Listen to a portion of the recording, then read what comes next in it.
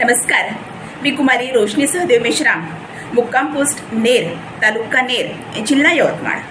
सावित्री ज्योती करंडक स्पर्धेमध्ये खुला गटामधून आज मी माझ्या वक्तृत्व स्पर्धेचा विषय मांडते आहे, अस्वस्थ वर्तमानात साहित्यकाची भूमिका. मित्रांनो, वामन निंबाळकरांच्या मला काही ओळी आठवल्या. शब्दांनीच पेटतात घरे दारे आणि माणसे सुद्धा.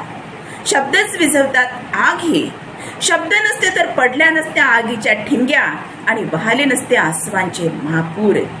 शब्द नसते तर. आणि या शब्दाच्या बळावरच साहित्यिक लेखक आपली कलाकृती निर्माण करत असतो, साहित्य निर्माण करत असतो. आणि आजच्या या अस्वस्थ वर्तमानात या साहित्यकाच्या शब्दाची, साहित्याची गरज फार मोठ्या प्रमाणात आहे. अहो, कालच वर्तमानपत्रामध्ये रशिया युक्रेन युद्धाबद्दल वाचलं आणि मन खिन्न झालं. म्हटलं की माणसाची माणुसकी गेली कुठे? आज माणूस ती नैतिकता गमावून बसलेला आहे. माणसामधली माणुसकी दूर झालेली आहे, लोप पावलेली आहे. आणि ती कुठेतरी पुन्हा त्याच्यामध्ये येण्यासाठी त्याला वाचन करण्याची गरज आहे. आणि त्यासाठी या साहित्यकाने आपल्या लिखाणातून एक प्रकारे हे परिवर्तन, समाज परिवर्तन करण्याचं कार्य करायला हवं असं मला वाटतं. अहो, आपण संत साहित्य वाचलं. संत साहित्यामध्ये त्या काळामध्ये त्यांनी परमेश्वराच्या भक्तीबरोबर एक प्रकारे समाज प्रबोधनाचं सुद्धा कार्य केलं. संत तुकाराम महाराजांचे अभंग घ्या, जे त्या काळातले अभंग या काळात सुद्धा आपल्याला उपयोगी पडतील. वृक्षवल्ली या मासोयरे वनचरे पक्षी हे सुस्वरे आळविती. नाही निर्मळ जीवन काय करील साबन.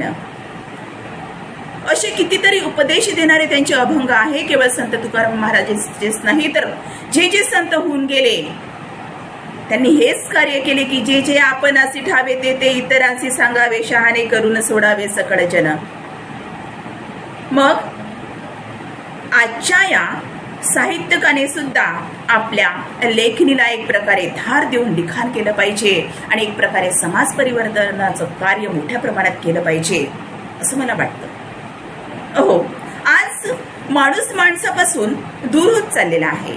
आजचं युग आपण विज्ञान युग म्हणतो. विज्ञानाच्या बळावर आपण मोठमोठे शोध लावले, बरेचसे शोध लावले, परंतु खूप काही गमावलं. जरी गमावलं असतं तरी सुद्धा खूप काही गमावलं असं मला वाटतं.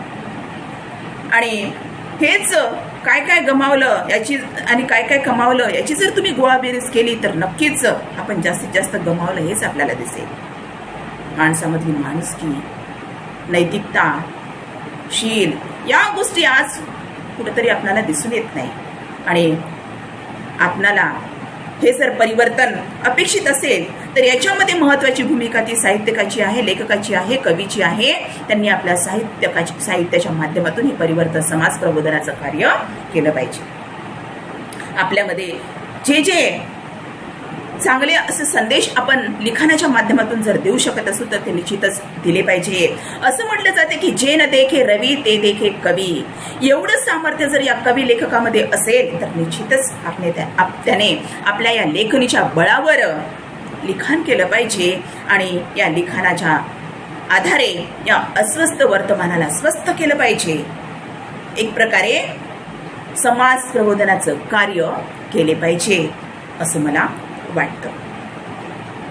अहो, बहिणाबाई चौधरी यांच्या ओळी तुम्ही ऐकल्याच असेल की तिची उलुशीच चोच, तिची उलिशीच चोच, त्याचं दात त्याचं ओठ, तुले देले रे देवानं 2 हात 10 बोट.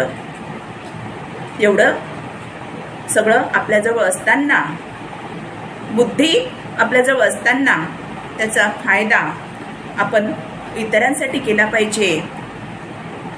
आपल्या मनामध्ये कोणत्याही प्रकारचा स्वार्थ न ठेवता आपल्याजवळ जे आहे देणाऱ्याने देत जावे, घेणाऱ्याने घेत जावे. मला सुद्धा माहीत आहे की हे कार्य हा लेखक करू शकतो, साहित्यिक करू शकतो. आणि आजच्या काळामध्ये खरंच या लेखक साहित्यकाची फार फार गरज आहे असं मला वाटतं. कारण आज समाज कुठेतरी भरकटत चाललेला आहे, हा तरुण वर्ग कुठेतरी भरकटत चाललेला आहे. त्याला एक प्रकारे योग्य अशी दिशा देण्याचं कार्य जर केलं नाही तर उद्याचा सुंदर असा भारत देश आपल्याला पाहायला मिळणार नाही. आणि हे करण्यासाठी म्हणूनच मला शेवटी एवढंच म्हणायचं आहे की अस्वस्थ वर्तमानाला स्वस्थ चांगलं जर करायचं असेल तर या साहित्यिकाने आपलं कार्य अविरतपणे सुरू ठेवलं पाहिजे. जय हिंद, जय भारत.